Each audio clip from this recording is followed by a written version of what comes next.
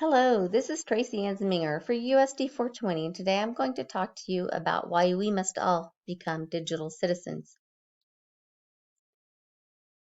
Anyone that uses technology is a digital citizen. Teaching good digital citizenship demonstrates how to interact with another person using technology to build long-lasting relationships. And there are several concepts that should be addressed when teaching digital citizenship. Empathy, understanding user data, digital literacy, acknowledging the digital divide, digital wellness, and securing digital devices. According to applied educational systems, empathy on the internet is a more challenging emotion to feel because you are using text only.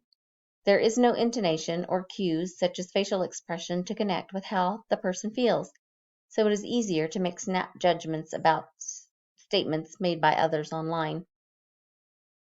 Not teaching empathy can lead to cyberbullying because there is anonymity to internet use. Helping students understand that there is a person on the other end of the comments and being empathic can prompt users to think through their emotions before launching in with judgments, and it helps prevent cyberbullying. When students understand how empathy promotes respectful communication, they are more likely to recognize disrespectful dialogue and report it. What is user data? Data can be the sites a user visits. They can be age, gender, location, or even address of the user. Collected information could be used positively to assist internet users. However, it can also be used to place malware on a computer or attach cookies and track sites visited. Sites visited by users leave what is known as a digital footprint. Your digital footprint will tell websites where you spend your time when browsing the internet, and sometimes they can sell that information with your data. Your digital footprint will be kept, and when you log back into the internet, it will reconnect you with where you left off. Most countries have laws that state the acceptable age of internet users that personal data can be collected. Typically, that age is 18. In some areas, it is as young as 13. Internet users need to know how to be alert to hacking and viruses and how to avoid sites that pose threats. When internet users understand the sites they visit are being tracked, they may reconsider the sites they visit. GoGuardian suggests the following tips. Children need to be taught to protect themselves and not share their personal information, and to let an adult know if something does not feel right. Practicing digital literacy. Digital literacy is the ability to access and evaluate appropriate digital information as well as how to use technology. When students are comfortable navigating technology, they are able to use resources to create their own original work. Teach students to find reputable sites and how to discern those that are not. Using good search queries and information that are current and finding sources that are relevant include some ways to teach digital literacy. The growth of technology is rapid, and digital literacy helps keep our students current with the pace and able to use technology to be learners for life and productively use technology. What is the digital divide? Although it may seem like technology and internet is everywhere, a digital divide does exist. There are still many people that do not have access to both, and being able to use internet and technology is a comfort many do not have. As stated in the text from Common Sense Media, 24.77% of the population do not have internet due to the lack of availability in that area, and some students simply cannot physically access technology.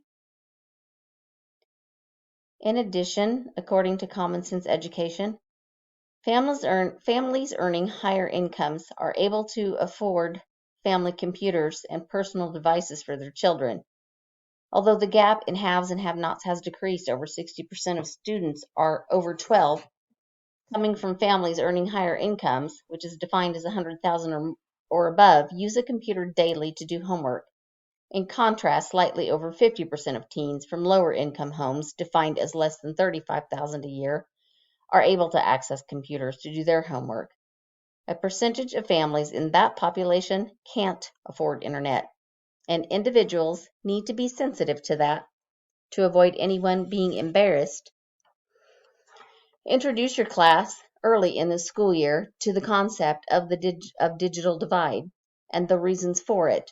Some students assume everyone has technology and internet. Explain the varying reasons for the digital divide. Digital wellness.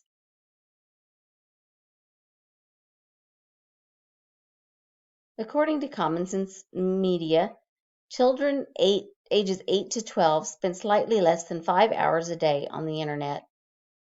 Teens use slightly less than 6 hours a day, but that is aside from time they spend on the internet doing homework. Balance your internet user time in a way that promotes a healthy life. Too much internet use affects young brains. In the reading from Go Guardian, it states that technology can be habit forming and has negative effects such as mental stress, eye problems, and ergonomic issues. Remind students that spending time with family and being with friends helps develop social skills, strengthen relationships, and is good for their mental health and development.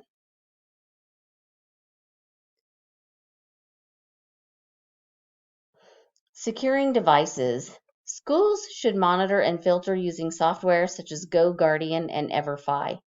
The software is able to monitor usage live while students are accessing school internet. If children lose their device, having it secured will keep others from gaining access. Make children aware that some Wi-Fi hotspots are not secure, and tell the students to never give their passwords out. Make sure children know how to lock their devices and change their passwords.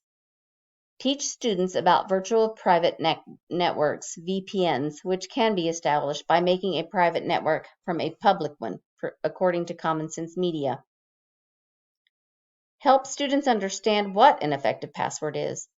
A few tips are to use passwords that are at least 12 characters long, use numbers and symbols, and do not reuse previous passwords.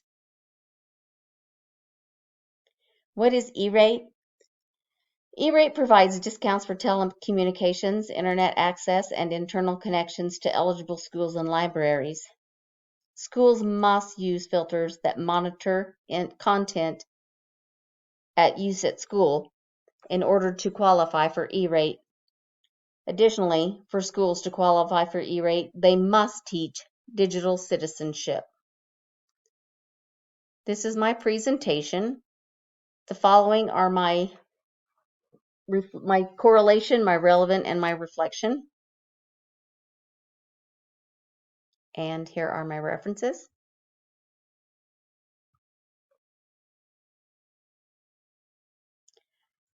Thank you for watching my video.